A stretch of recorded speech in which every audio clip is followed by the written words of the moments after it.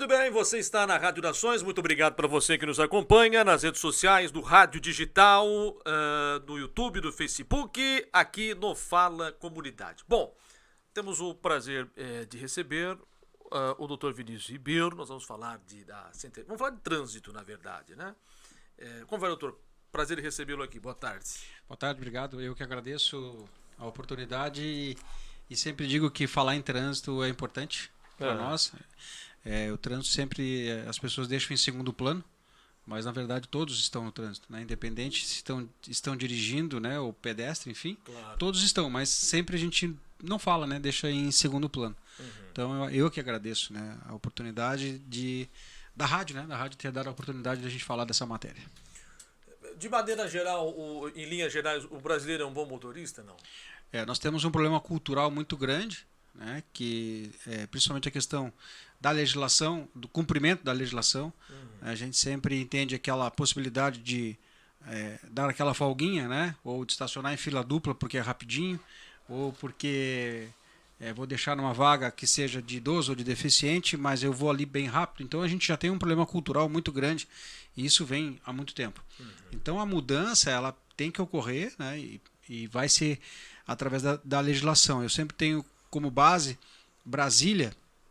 É uma das poucas cidades no Brasil que respeitam a faixa de pedestre, né? Mas isso já estão há quase 20 anos nesse trabalho, né? Então começa assim nas escolas, começa com um trabalho mais específico para que lá num futuro próximo, né, a gente consiga ter uma forma diferente, né, de atuar no trânsito. Então Criciúma ainda precisa, sim. A gente precisa ainda se adequar. Eu mexo com os meus alunos em sala, digo que a nossa geração está perdida, né? Porque a gente não consegue mais. Será que a gente consegue se adequar? Será que todos nós paramos na placa de parada obrigatória que está ali, né? Que ela está dizendo que é para parar? Então são essas questões que eu indago às vezes os meus alunos e as pessoas, pergunto se considera-se um bom motorista, né? E a primeira resposta sempre vem: sim, eu sou um bom motorista porque eu nunca levei nenhuma infração. Esse é o pensamento, mas na verdade não, né? Então eu pergunto, mas alguma vez na BR-101 tu já andou a mais de 110 por hora? Já, 120, 130, pois cometeu uma infração. Tu teve sorte de não ter sido autuado pelo policial. Então quer dizer, nós não somos uns bons motoristas. Sim, a gente pega o carro e dirige, né? De uma forma que a gente acha, enfim, correta ou não. Eu ouço de muita gente, provavelmente o senhor também já ouviu, mas o trânsito de São Paulo é uma loucura. Sempre que eu vou a São Paulo, realmente existe uma grande movimentação. Se comparar, teve alguma colisão, coisa pequena, o barco segue andando. A diferença é cultural, é técnica, se comparar, claro, respeitando as diferenças, né, desde o trânsito de lá para a estrutura daqui, né? Mas é verdade que é um trânsito difícil ou é um trânsito pesado no sentido de quantidade? Porque na verdade hoje, se considerarmos cidades maiores aí, a quantidade de carros ela já está quase na verdade ela já superou a quantidade de pessoas que podem dirigir, né? Então é inviável, não existe mais, não comporta mais a questão de quantidade de veículos. Criciúma nós estamos chegando também nessa condição, e hoje tem residências que uma família de 4 pessoas tem 3, 4 carros, então vai chegar realmente uma hora que não tem mais para onde colocar. Então isso também é uma questão cultural de não uso do transporte público, enfim, né? Porque é comodismo, né? É comodidade tu andar com o teu carro, e às vezes se torna ainda mais barato tu ter uma motocicleta ou um carro do que tu ir para o transporte público. Só que chega uma hora que não dá mais, né? Claro. As ruas nós temos aqui no centro mesmo de Criciúma, a partir de 5h30 da tarde tu já não consegue mais circular com tranquilidade. Bom, no que diz respeito ao trabalho como profissional do trânsito, né? O senhor falou aí sobre a questão de quando se faz essa pergunta em sala de aula sobre se é um bom motorista. O que mais chama a atenção? Quais as principais dúvidas dos alunos? É essa linha mesmo ou não? Os alunos, quando os alunos em sala de aula que estão para tirar a primeira habilitação, a maior dúvida deles é o que eu faço, qual é a infração que eu vou perder a minha habilitação, o que eu não posso cometer durante um ano da carteira, que é a carteira permissão, que eles têm que ficar um ano se comportando ali para que o Detran não retire a habilitação deles. Então são essas dúvidas. Eu posso rebaixar meu carro? Qual é a altura que eu posso colocar? Então são vários detalhes, várias coisas que a gente, em sala de aula, a gente aborda com os alunos. Meu pai levou uma infração tal, uma recusa do bafômetro, o que vai acontecer com ele? Então essas são as considerações. E a questão da formação do instrutor, que é o meu trabalho mesmo, que a gente forma o profissional, né? Isso a gente aborda um pouquinho mais abrangente, né? A gente entra mais em alguns detalhes, não tanto quanto na autoescola, mas na formação do instrutor eles saem formados mais técnicos, né? A questão do código do trânsito, da regra de circulação, enfim. Eu perguntei lá no começo sobre, nós estamos falando de maneira geral, né, sobre se o brasileiro é um bom motorista, agora de um ângulo diferente. É difícil dirigir em Criciúma, não? Então, na verdade, eu sempre trago a seguinte informação. Hoje, quando a gente forma um condutor na autoescola, ele sai com regras específicas do trânsito, que é o próprio Detran, claro. Ele cobra. O problema é que quando ele sai para o trânsito, ele entra naquela selva, né? E aí ele não consegue dirigir da forma que ele aprendeu. Porque quem nunca viu, né? A sinaleira, vamos lá, o semáforo, né? Não, a sinaleira, o semáforo abriu e a pessoa demora para arrancar, muitas vezes é porque está mexendo no celular, alguma coisa nesse sentido. Ou muitas vezes, né, faz a parada obrigatória numa placa e aí quem está atrás não aceita, mas por que tu parou se não tem ninguém? Então nós temos esse problema. O aluno sai preparado para dirigir de uma forma, certo? Que ele não vai estar preparado, isso a gente sempre diz, né? O aluno ele tem apenas 20 aulas de direção. Isso é humanamente impossível, até porque nós hoje que dirigimos há mais de 20 anos, a gente ainda comete erros, né? Comete falhas, né? Então imagina uma pessoa que fez só 20 aulas sair por trânsito. É óbvio que ela vai ter problemas no início. Então, nós temos essa dificuldade em relação aqui em Criciúma. Uma vez comentaram, por que não as aulas práticas de direção não são feitas em locais onde não tem movimento? Mas para aí um pouquinho. Esse aluno, quando ele tirar a carteira, ele tem que estar no movimento, porque ele vai estar em qualquer lugar, a carteira serve para qualquer lugar. Então, nada mais justo que, enquanto ele estiver fazendo a aula prática de direção na autoescola, que ele está com o instrutor habilitado do lado e preparado para fazer isso aí, que ele esteja andando às 18 horas na Avenida Centenário, naquele fluxo total ali. Ele precisa aprender a estar ali. Né? Ele precisa aprender a entrar no estacionamento de um supermercado, ele precisa aprender a entrar no estacionamento do prédio onde ele mora. Eu lembro muito bem que quando eu dava aula prática, o aluno, Vinícius, eu tenho medo do meu box, do meu apartamento. Tu tens medo? Então nós vamos lá. Então é hoje mesmo que nós vamos lá. Vamos resolver esse problema, entendeu? Porque ele tem que estar em todos os locais onde um dia ele vai estar sozinho. Inclusive na questão da BR, né? Que é permitido sim o instrutor de autoescola andar na BR-101, ou melhor, dar aula na BR-101. Claro que ele não vai pegar a primeira, a segunda aula do aluno na BR, né? Ele vai sempre analisar a capacidade que esse aluno tem de estar numa rodovia estadual ou federal. Mas é comum, não?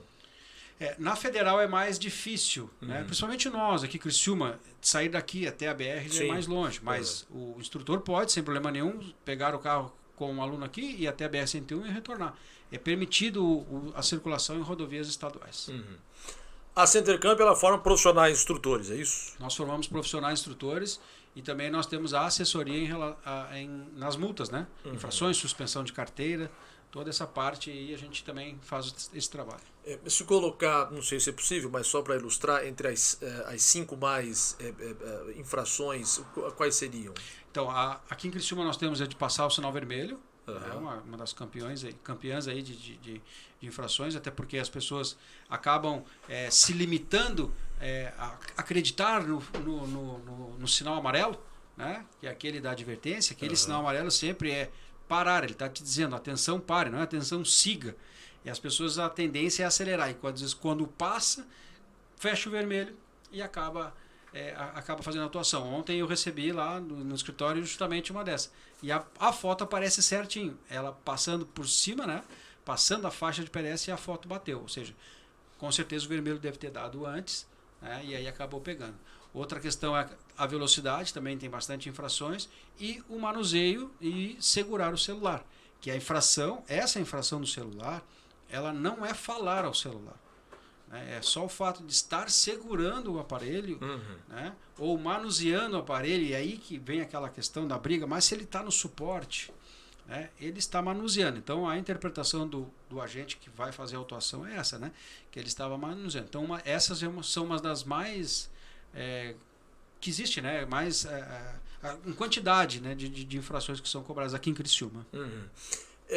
Dá para diferenciar ou tem alguma associação da parte técnica pro cultural? Não. Por exemplo, abriu o verde. No primeiro segundo, o camarada atrás já te mete a buzina. Tem isso também, Tem, né? bastante, né? E é isso que a gente não entende, né? Então as pessoas precisariam ter essa percepção que o 10º carro que está na fila, o sinal abriu, não quer dizer que ele já vai começar a arrancar porque os outros estão na frente.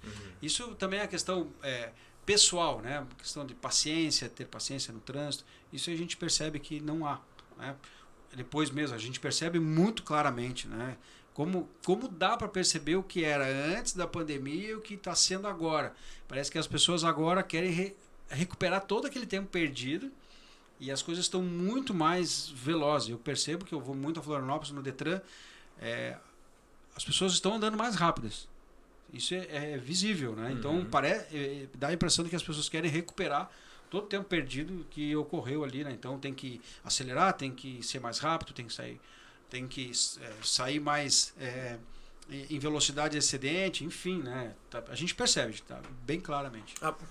Com essa questão da pandemia, deu para observar isso? Deu para observar. As pessoas estão muito agitadas, principalmente no trânsito. No trânsito. Tem essa questão também. Eu falei porque veio o primeiro que me veio à cabeça esse exemplo, mas eu acho que é um exemplo bem comum, né? A questão abrir o verde, o cidadão já usa a buzina, né? Isso aí é normal. Claro, a gente também percebe, e é fácil de fazer uma análise, que se tu parar na sinaleira, se parar no semáforo ali e ficar observando, todos não, né? Mas a maioria das pessoas que param no semáforo pegam o celular na mão. E às vezes abre o verde e as pessoas ainda estão digitando ali alguma coisa e aquilo ali começa a trancar. E quem está atrás, né, já percebe. Né? Acaba percebendo. Lembrando que nós estamos falando aqui de trânsito. Se comparar com... Não vou chegar a tanto, 20 anos, 10, 15 anos atrás, mudou? O senhor acha que a conduta do motorista ela teve alteração, não? Ou para melhor ou para pior, não sei. A gente percebe, vamos lá, vamos dizer assim, eu estou em Criciúma desde 98, né, 99, quando eu comecei a trabalhar na autoescola. Claro que a questão de quantidade de veículos na rua é visível, né, que tem bem menos. Né. Mas antigamente, a questão de como já tinha menos veículos na época, a gente percebia que as coisas elas eram mais... fluía, né? O trânsito fluía, não trancava tanto. E a gente percebe, analisando, né, do que era antes e o que é agora, a diferença ela é gritante, né? A questão até no ensinamento das autoescolas, né, é totalmente diferente. Naquela época não se tinha as pessoas não se interessavam tanto em tirar uma carteira.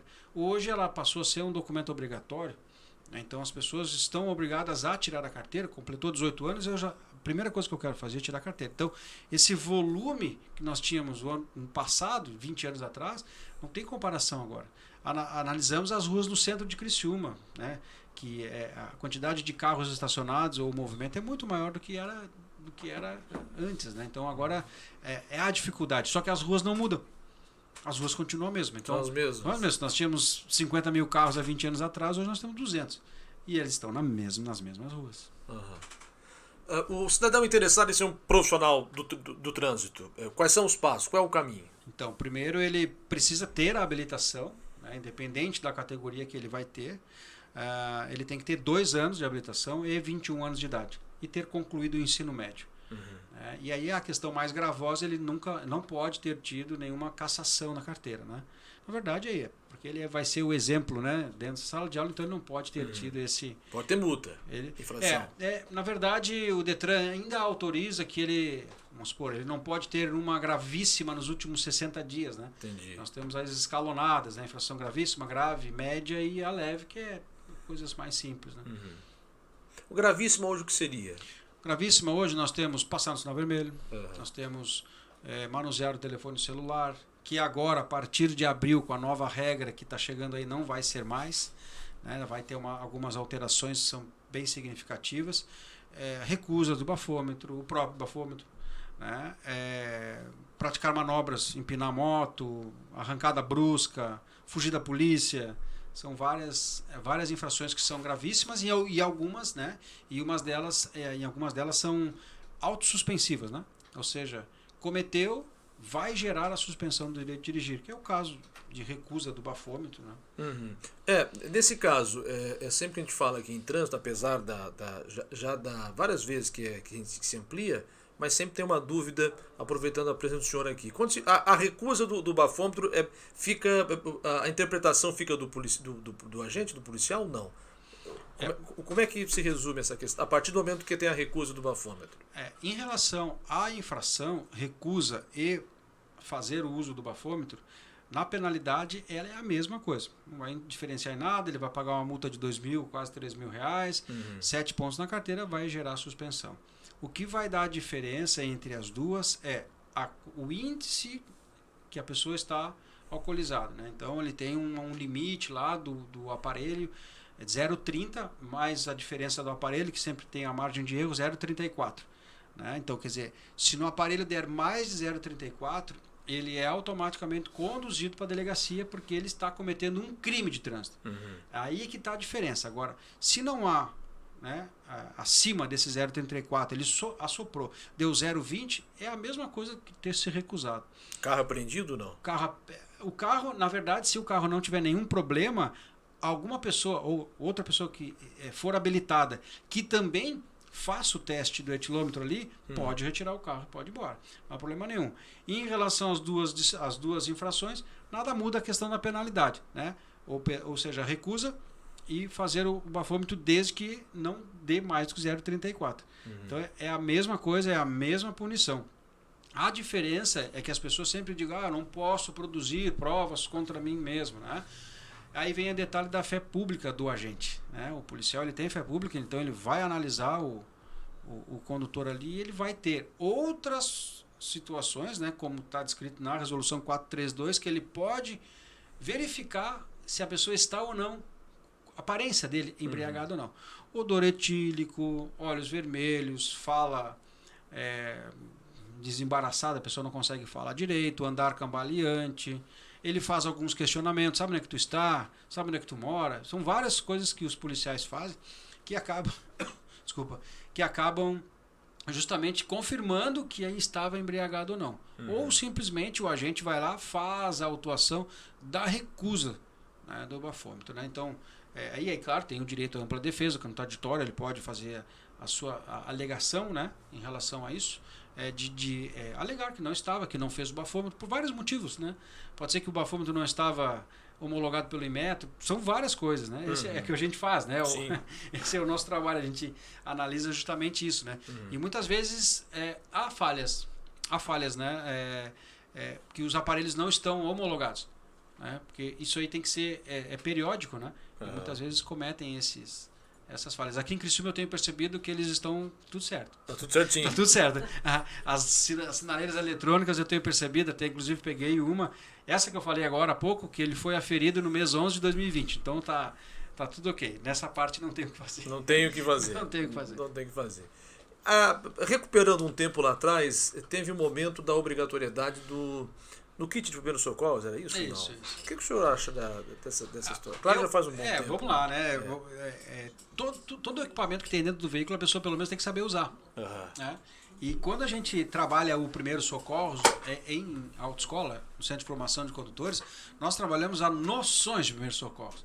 Então a pessoa não vai sair dali habilitada a socorrer uma pessoa, né, como deveria, como um profissional da área faz. Então a noção de primeiro socorro seria que o condutor aprende a sinalizar o local, chamar o socorro, identificar, é o que eu sempre digo para meus alunos, vocês precisam identificar a vítima que está ali no chão, como ela está. Ou seja, tu vai ligar para o socorro e o socorrista vai lhe perguntar como é que está a situação do local, como é que está a vítima. Então tu pode olhar a questão dos dedos com a ponta roxa, a questão de parada cardiorrespiratória. Ele vai perguntar, tem alguma fratura exposta? Aí o cara vai perguntar, mas o que é isso? Né? Então são esses detalhes que a gente acaba repassando aos novos condutores. Eles precisam saber identificar, né, o problema ali para ir passando. Porque daí no momento que o socorro está vindo, já estão se preparando para aquele tipo de situação. Ah, motociclista está preso nas ferragens, não está. Então essas informações é o que a gente repassa em sala de aula para os alunos de primeira habilitação, né, que são os novos motoristas. Uhum. O senhor falou agora um pouco de mudanças em relação ao grave, gravíssimo. Isso deve acontecer nos próximos dias, em algumas situações? Isso mesmo. Em abril, a partir do dia 12 de abril, entram regras novas, né? Alguns realmente estão dizendo que vai favorecer alguns motoristas, principalmente a questão da renovação dos 10 anos na carteira. Então, só lembrando nessa regrinha que até 50 anos de idade, ou melhor, acima dos 50 anos de idade, não vai ser os 10 anos. As pessoas tem algumas pessoas que estão acabando confundindo. Então, até 49 anos de idade, a pessoa que tiver que renovar a habilitação agora, ela vai ganhar 10 anos. Mas não é automático. Isso é importante salientar que a única pessoa que pode dar os 10 anos é o médico perito. Ou seja, a pessoa vai lá, vai fazer os seus exames. Se ela não tiver condições, né, físicas de ter 10 anos para validade, com certeza vai depender do médico. Ele pode dar 5, ele pode dar 7, ele pode dar 3, ele pode dar 2, ele pode dar 1 também. Né? Uhum. Não tem como a gente saber. Regra geral, vai ter até 50 anos de idade, 10 anos de carteira de renovação. E a gente sempre fala, é renovação dos exames, não da habilitação. Nós não renovamos o papel, nós renovamos os exames. Automaticamente emite-se o papel. Então, de 50 a 70 anos, ele vai continuar os 5 anos de validade e acima de 70 anos, continua os 3 anos de idade. 3 anos de renovação. 3 anos de renovação. Então, a Centercamp forma profissionais para as autoescolas, é isso? E faz esse trabalho de assessoria também. Isso mesmo. Esse é o trabalho que nós fizemos. Quais são os contatos? Como as pessoas entram em contato com vocês? Pode entrar em contato diretamente no 3478 3008, né? Ou no meu WhatsApp, né? O meu é 24 horas. O meu telefone é 24 horas, que é o 998640099. Conversamos com o Dr. Vinícius Ribeiro. Doutor, muito obrigado pela gentileza de conversar conosco. Eu acho que é sempre importante falar de trânsito, a gente aprende sempre. Muito obrigado. Obrigado também. Precisando é só chamar. Falamos de trânsito aqui na Rádio Nações para você. Um abraço, muito obrigado pelo carinho da sua audiência. Até a próxima. Tchau, pessoal. Eu sempre tive vontade de